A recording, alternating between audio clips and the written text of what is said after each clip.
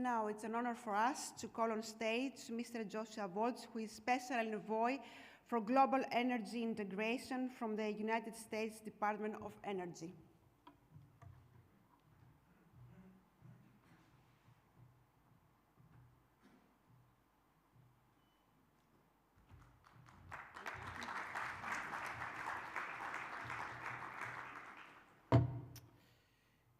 Good morning.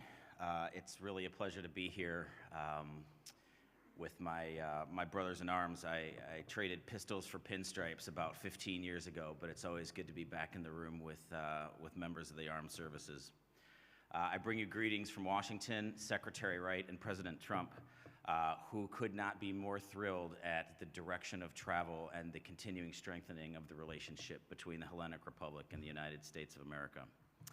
I have to say that I'm sure you're all wondering, why is there an energy guy here talking at the Athens Defense Summit?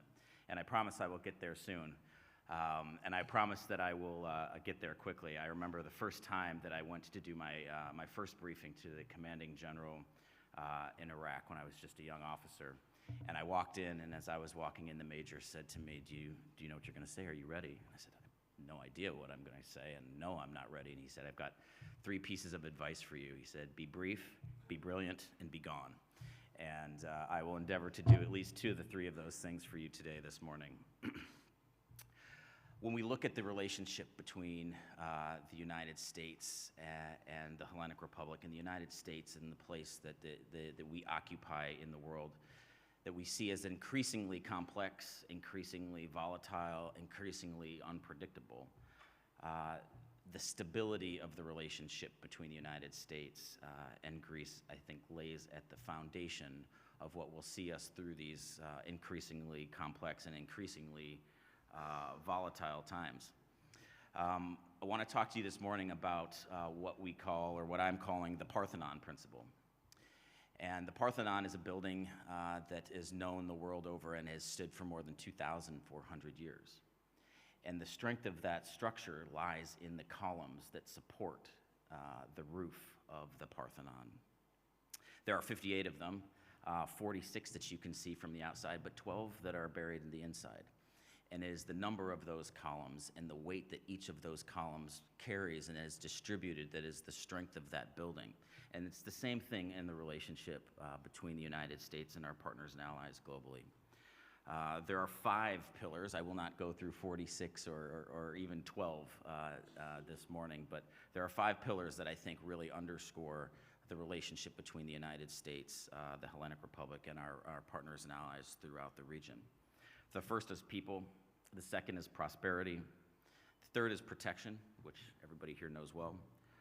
The fourth is politics, and the fifth is progress. People are the backbone of everything that we do. There's no company, there's no institution, there's no country without the people that comprise it. And the relationship between the American people and the people here in the Hellenic Republic goes back hundreds and hundreds of years. The diaspora community in the United States of Greek Americans includes some of the most impressive individuals that we have in the United States, leaders of industry, titans of entertainment, politics, and then the list goes on. And that exchange between people and the ability for cultures to come together is really the foundation of all of the relationships that we have between the Hellenic Republic and the United States of America. Prosperity. There is no prosperity without people, and there is no protection without prosperity.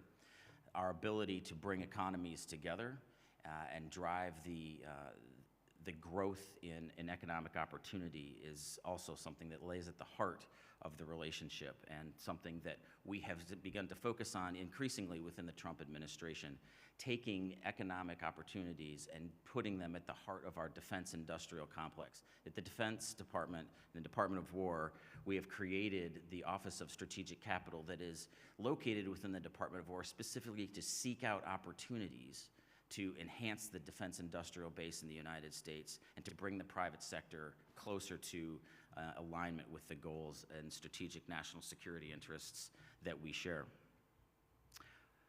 It's hard to talk about the relationship between Greece and the United States without talking about politics. This is, after all, the birthplace of democracy. And it's hard not to wax poetic and feel a little bit nostalgic at the 250th anniversary of the founding of the United States, without which democracy and the birth of democracy here in Greece would not have been possible. So the political relationship between the United States and the Hellenic Republic, while we don't always see eye to eye on every issue, is one that has been enduring and without which, again, the United States of America and this experiment in democracy would not have been possible. And it's that commitment, that shared commitment to democratic principles and values that underpins the relationship between the United States, the Hellenic Republic, and our democratic partners and allies throughout the region. Progress. Progress is defined in many different ways. And it's the innovation and the element of innovation that is the cornerstone of progress, and something that exists in the United States throughout our industries and is a tie that binds the Greek economy and the Greek defense industrial base with the United States. So all of these things, people, progress, prosperity, politics, and protection, are pillars in the relationship between the United States and the Hellenic Republic. And each of those pillars in and of itself is not sufficient to keep the roof standing for as many years as it has. So again, why is there somebody here from the Department of Energy talking at the Defense Summit about politics and people and progress and protection? And that is because energy is the thread that ties all of those things together. Without energy, there is nothing that can be done to drive prosperity. Without energy, you do not have the ability to industrialize and create the material necessary to defend nations and to meet NATO obligations in an increasingly volatile and uncertain world. As good as wind turbines and solar panels may be at subsidizing and bringing down the levelized cost of energy, they cannot replace the combustion that is necessary for high process heat, that creates steel, that creates armaments, that creates the material necessary to defend our nations.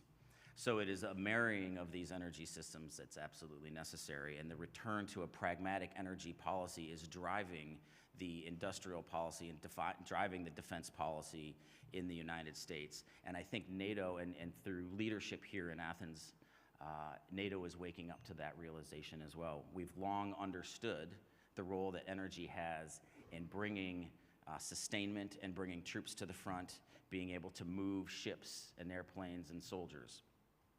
But the critical energy infrastructure that drives the economies, that pays for those things, that builds the airplanes, that creates the armaments that are so essential for the current and future fight, that comes from the civilian sector. And so a marrying up of the defense sector and an understanding of the critical energy infrastructure and the importance of that in underpinning the ability to fight and win the future war is absolutely essential. And the partnership that Greece has shown in NATO and throughout our international engagements in the defense sector space has been absolutely essential and incredibly valuable in starting to shift the understanding of what the role that energy plays in the defense industrial space. Without energy, there is no ability to provide political stability. And what are we doing and what are we defending at the end of the day? We are defending a way of life, a common viewpoint, a common paradigm of the world.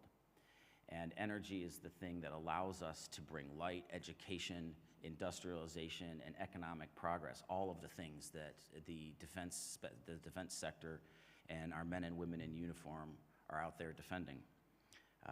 So it really is the bedrock of everything that we do. And so in closing, I just want to say that it has been a tremendous eye-opening experience over the last 6 to 7 months as we have seen energy continue to be weaponized on the battlefront, not just in Ukraine, but now in the Straits of Hormuz. And there is a reason that those are the targets that have been chosen by those who would seek to disrupt and upend the global world order, who see chaos rather than cooperation as the principle that they seek to sow throughout the world.